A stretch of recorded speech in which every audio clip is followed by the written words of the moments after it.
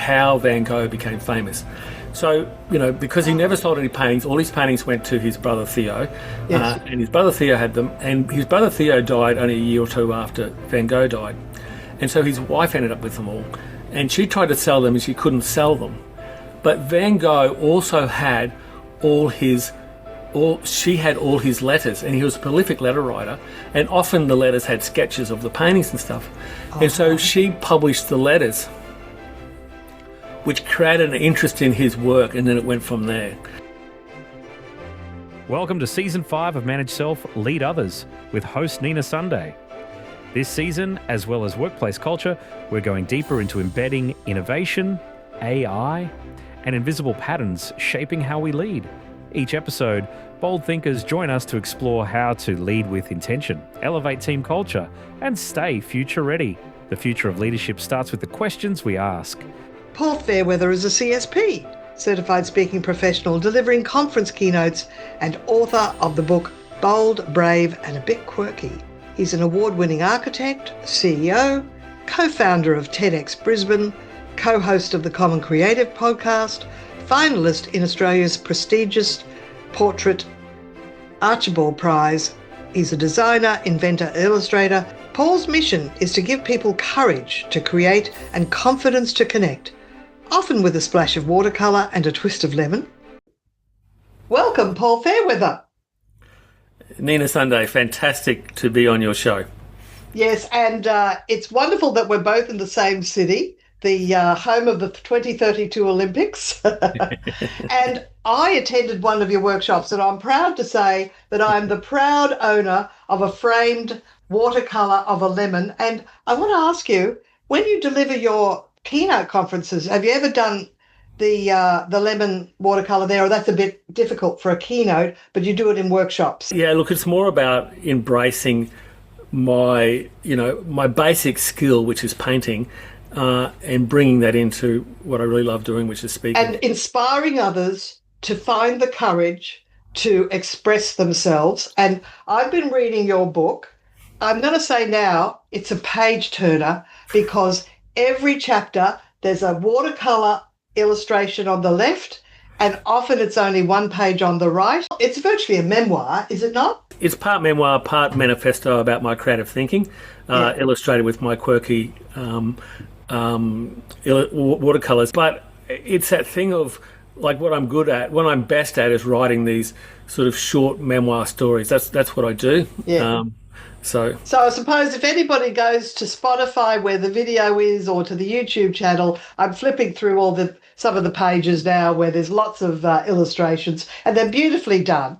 And it's all in the same style that you got us to do at a workshop. So mainly drawing the lemon is a workshop-y sort of thing. Let's dive into your manifesto, because I'm going to go straight to chapter 23, Overflow, and it's all about Csikszentmihalyi, his book Flow. And I'm just going to read the 3 points that you make, and I went, boom, this is big. It's really interesting. So you say, number 1, when someone's skill level exceeds the challenge's requirements, it can lead to boredom. I remember that from school. Number 2, on the flip side, when a challenge exceeds someone's skill level, it can induce anxiety. And I think that's where most of the population is at. They became anxious probably from about age 10 or grade 4, something like that. But then you say, I believe the overflow zone where the challenge outweighs the current ability is the zone where creativity thrives. So tell us how you can inspire people to get over their procrastination, as you say, to find the courage to express. Yeah, look, it's a really interesting thing, and it's the simplest thing in the world, but probably the hardest. And look, there's all different levels at it, but primarily it's about just starting. And just to sort of go on, the middle bit of Mihaly Csikszentmihalyi's model is the flow zone, where the challenge and the skill grow incrementally, and you stay in that zone, and how runners become marathon runners and stuff like that, which is really how a lot of the world works, and we need that. We need to develop our skills and get things done, but it's about pushing outside the zone. I think the easiest way is to go back to a hobby or interest you had pre-puberty, whatever that was, and start there, because that is really what you wanted to do, without any sort of, without any judgment. Because back in those days we just so if it was singing or playing with clay or drawing or dancing, that is the best place to start. Because that's something that's inherent in you, as is drawing. Now, drawing is a hard one because, there's so many different, judgments around drawing. I can't draw, I'm not a good drawer, all that stuff like that. But 99.9% of us drew as kids, but it's primeval. It predated written language. In fact, it was what turned into written language. And it could have even predated verbal language, drawing, diagrams with a stick in the sand, or charcoal on a cave wall. So the other thing is to start drawing, but it's really about suspending judgment, because people say to me, I can't draw, and I go, okay, well, just pick up a pen and don't write a word, but just put a mark on a bit of paper, and that's okay. Well, you just drew. That's drawing. Yes, and of course you talk about the principle of you've just got to start. And I'll read this little bit. When I paint for a show now, I find I only need to start on one piece. And by the end of that first painting, I have at least a dozen ideas for new paintings. You see, if we don't take action, the idea grows cobwebs, as they say. But once you start executing one idea, then the others come in a flow. So what can you tell us about that? Well, look, that comes down to this thing about the three networks, which we've talked to fellow Roger Beatty on our podcast, The Common Creative, and it's the three networks. And there's the executive control network, and it's the default mode network, and the silent network. Now, these three networks are discovered with the development of the fMRI.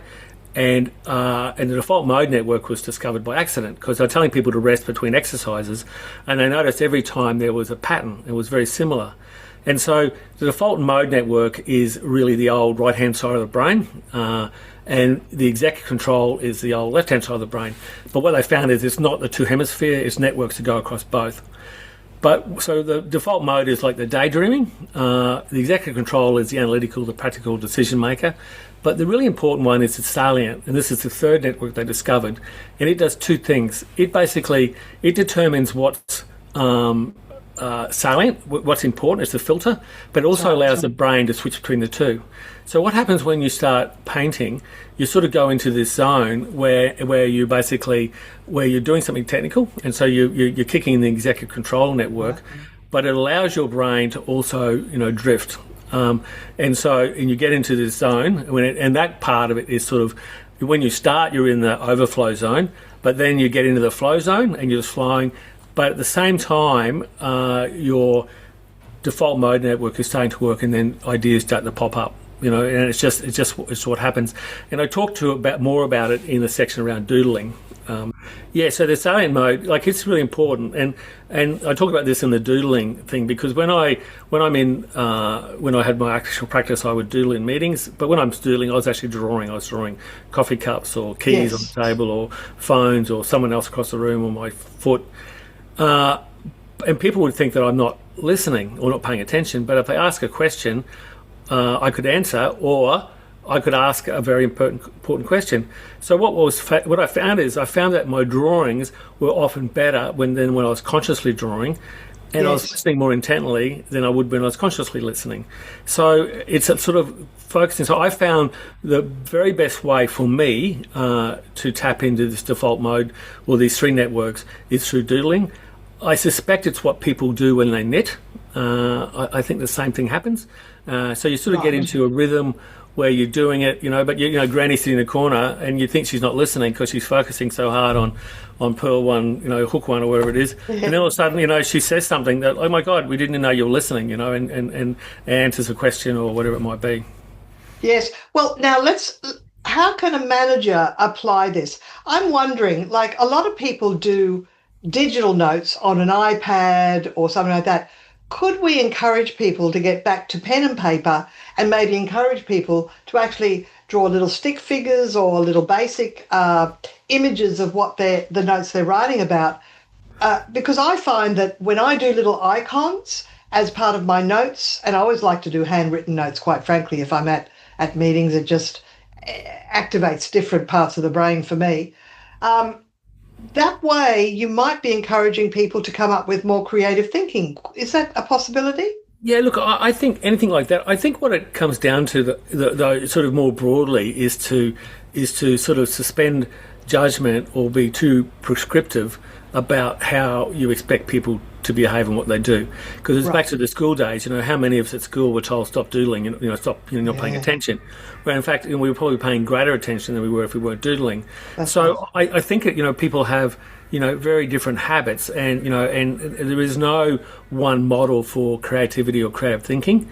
So I think that for the leader or the manager is to go, okay, I really within the boundaries, and I sort of think of it as like the bumper rails for kids bowling, I want to make that a bit wider to allow people to develop their own processes within a certain boundary to get to a desired result, but not to be too prescriptive, because, especially in this, neurodivergent world we now live in, or, we now acknowledge, yes, people think differently to each other, and that's one of the things. So I think that's the important thing, is to, and whether that is with doodling or drawing or whatever it might be, to allow people, their space to think differently. That's right.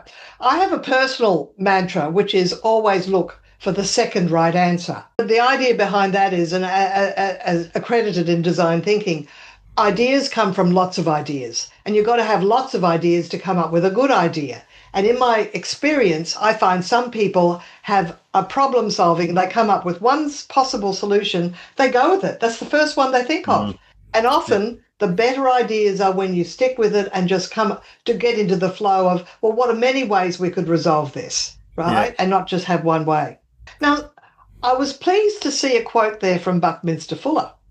I've still got my copy of Critical Path. I'll always have that. When I'm working on a problem, I never think about beauty, but when I have finished, if the solution is not beautiful, then it is wrong.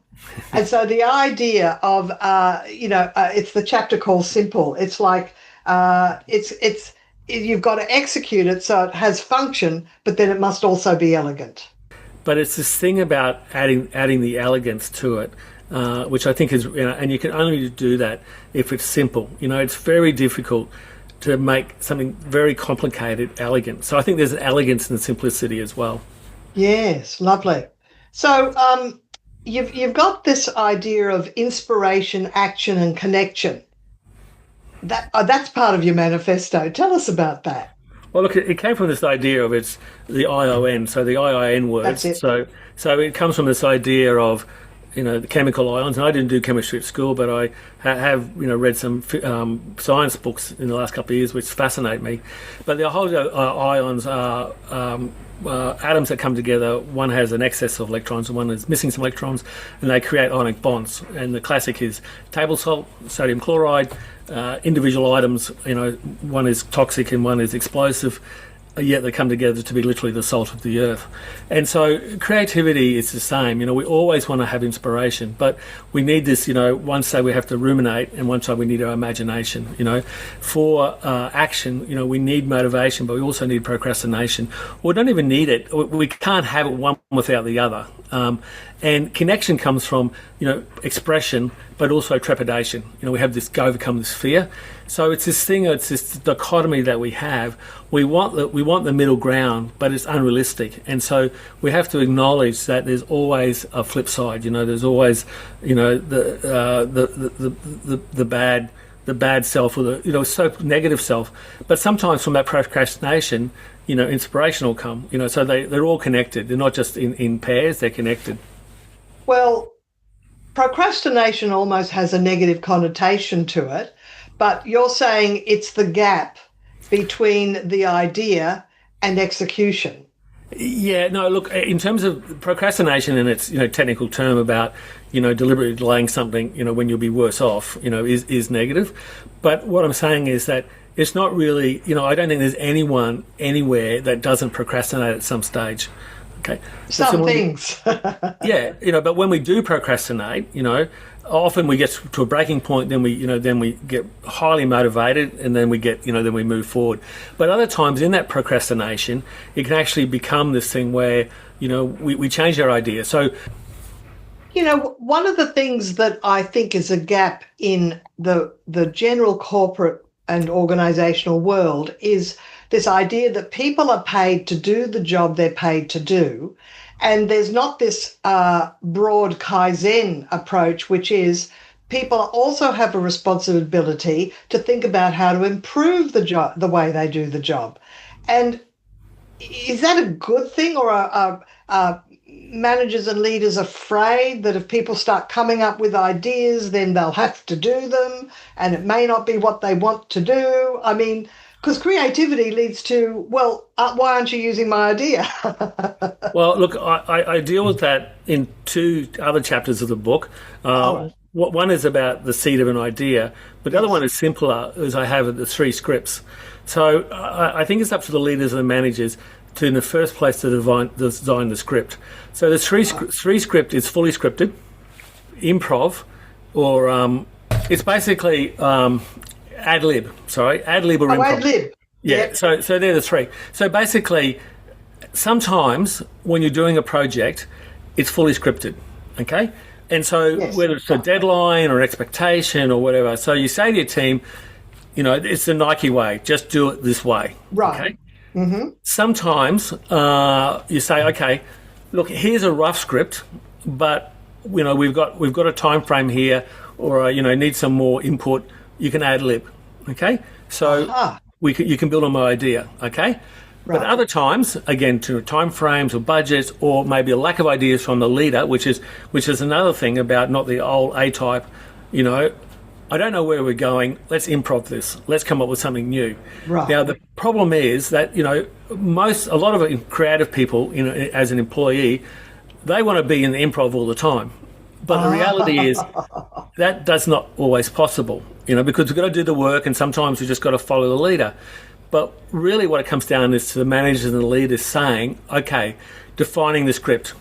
This project is scripted, this project is ad lib, or this project is improv. And what's the difference between ad lib and improv again? Improv is just, you make it up as you go, you know. Ad lib is you have a script, but you're adding bits, Right. Okay, it's a matter of degree. Yeah, a great ad libs where they've got a script and then they say one line, okay. Whereas improv, they make it all up, So so it is a matter of degrees, but I think that's the big challenge, is because if you don't explain that, then you have people disenfranchised because they don't understand that this one's fully scripted and they're not listening to their ideas. Right. Yes. So, but if you say, this is what we do as a team, you give them different colour flags or whatever, so people go, okay, I understand that. I can't put my input in, I just got to put my skills to get this project to happen. Because I know in the future there'll be another project which I can put my skills in. As a young architect, I'd go up to a boss, I've got an idea, they go, I'm not paying you to think of ideas, that's my job, go back and draw, and so there is that. But there's this thing about leadership, that basically, we expect our leaders, well, in the old days, the leader was like, this is where we're going, and even if the leader didn't know where they're going, but, that was the thing about this confidence. But basically, we expect our leaders to take us from confusion and clarity, and from anxiety to confidence, to taking a challenge to a solution, and that sort of comes from thinking from Matt Church. What I find really interesting is for the creative leader, those points of the challenge, lack of clarity, and sort of anxiousness are all the aspects of creativity, and we started with, the overflow, we have to stay longer in that uncertainty and anxiety to come up with a different idea. And so, it's very difficult for some leaders to acknowledge that, to say, it's okay, I don't know the answer yet, but it's okay, we'll get there, don't panic. Yes. Because, the thing was like, I know what we're doing, this whole thing, I know what we're doing, I have all the answers. Because in creativity, you've got to stay in that area of uncertainty, which comes with anxiety for a longer period of time in order to get that, as you said earlier, that second solution, the second, solution. That's right. Second right idea. Because there is this phrase in innovation, flying the plane while building the plane. Yeah, yes. Well, look, we are sort of coming to the end of our time. So is there one aspect of creativity, innovation that you either talk about in your keynotes or you want to make sure you get the message out to people that might be leading a team? My thing to managers is that there's more than just one way of communicating. It doesn't always have to be in words, because often the words with images or some sort of visual representation can help, and vice versa. Just to close, Paul, and this has been a fascinating conversation, one of the other episode guests is an architect from the United States, Lawrence Armstrong, and he wrote the book Land Leadership. And one of the things that I observed in his book, he talked about all the different metaphors that they use to motivate their people. And when I actually went back and looked at all the metaphors, there's about a dozen. And, things like they use the coyote, they use the roadrunner, they use the chessboard, they use traveling like rowers in small boats rather than being an ocean liner. Just all of and the visual, what do you call it? The visual spectrum, light spectrum. That's Yep. a big one. They're using metaphors all the time as a way to motivate people and to get them to see the connection between some external object that exists and behaviour that they're performing, goals that they're achieving. So have you ever used metaphors in that way? So, yeah, I think metaphors are incredibly powerful. And often, the story can also be a metaphor, support the idea. But, it's about story, message, and a visual representation. And those three things, I think, bring together the complete communication. Well, Paul Fairweather, I'm excited that you live in the same city I live in. You're an absolute gem, and you're spreading the message of creative thinking and innovation to the world, and I thank you for that. That's what the world needs. Thank you so much. Thanks for having me, Nina. It's been fabulous. Well, wasn't that a fascinating conversation about creative thinking and taking action and avoiding fear of failing and just creative expression, how managers can bring a more creative touch into fresh thinking in the office, which is what the world needs these days. It's been my pleasure to have this conversation with Paul Fairweather, and until next time. Manage Self, Lead Others has launched the book, available on Amazon, paperback, Kindle and audiobook. Not transcripts, but it's Nina Sunday's reflections on the big ideas and insights from each guest, and is adventure calling. If podcasting is the new white paper, then a travel retreat is the new corporate offsite. Short retreats in exotic locations are launching this year, so head to ninasunday.com to express your interest and be part of this learning meets travel chapter for leaders, people managers and entrepreneurs. Plus, looking for a conference speaker or workshop facilitator to up-level your team in Australia or anywhere in the world?